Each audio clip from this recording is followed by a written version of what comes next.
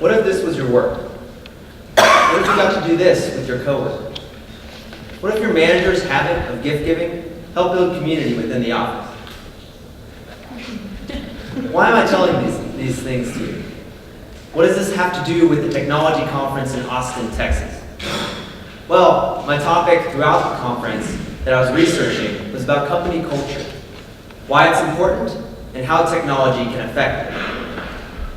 One of the biggest things I learned throughout the conference was why we all, as college students who are trying to pursue a job after we graduate, should appreciate and look for culture in potential employers. So what is culture, though? Last year in 2014, it was the most popular word searched on the online Merriam-Webster dictionary. At South by Southwest, I interviewed Joshua Levine, who's a consultant who works for a firm in San Francisco that helps companies build and improve their cultures. He defined culture for me as the cause and effect of everything that we do. He said it's a motivating purpose behind why we come to work each day. That key word there is purpose. It's foundational to the concept of culture. Other essential components include values, beliefs about what's most important, as well as behaviors, actions that are guided by values. So what does that mean for you? Why is culture important? Culture drives engagement. In a recent Gallup poll, only about 31.8% of employees, 31.5% of employees said that they felt engaged at their work. What does that mean? Gallup defined engaged as interested in, enthusiastic about, and committed to one's work and workplace. That means that 68.5% of all employees are disengaged at work. Do you know how much time, labor, work is wasted because of that? In a similar survey conducted by Deloitte, 95% of respondents said that they valued culture over compensation. I'm sure you all would love to get high pay after you graduate when you get a job. Compensation sure is nice. I would like that too. But when you are looking for a job, don't underestimate the power that culture has on your satisfaction with that job. Nowadays, employers are realizing this, and they're trying to fashion certain cultures to attract and retain the best and the brightest talent out there.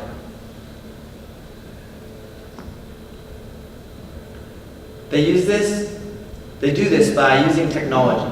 They harness the power of technology to shape cultures. Technology has an impact on cultures in a variety of ways. Take, for example, the computer. Now, the computer isn't that old. It's just been around for the past, 30 years or so. And it has shaped cultures in such a way that it's enabled easier information sharing as well as streamlined communication. But it's also changed the everyday interactions within the office. This past spring break, I had the opportunity to go to New York City and tour several businesses. One of those businesses that I visited was the New York Stock Exchange. I went down on the floor and talked to a variety of people. One of the biggest things I learned there was how computer technology had affected that business in particular. Here's a picture of the picture on the left is the New York Stock Exchange about 30 years ago, the 1980s or so. There's 4,000 people there working in that one room. This next picture is today. I took that picture. There's 400 people working.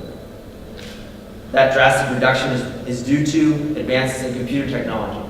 That technology has allowed, or has displaced jobs as well as enhanced them.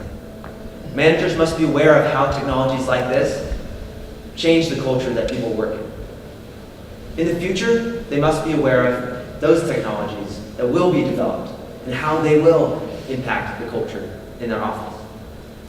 One of the more popular topics today is the Apple Watch. This, along with other wearable technologies, will influence how people interact within the office. There's two sides to this debate.